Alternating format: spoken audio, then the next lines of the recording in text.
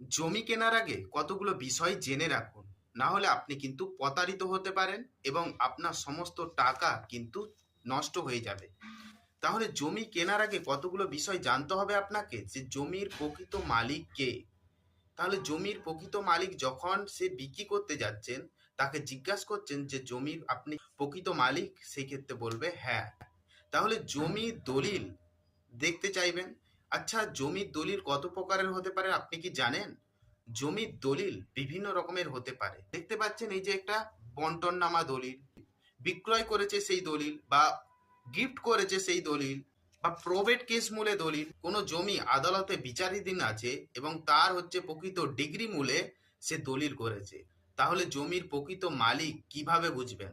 ধরুন হচ্ছে ক্রয় মূলে দলিল। সেক্ষেত্রে ক্রয় মূলে দলিল হলে আপনি দেখতে পাবেন দুটো পার্টি থাকবে, সেই দুটো পার্টির নাম থাকবে এবং জমি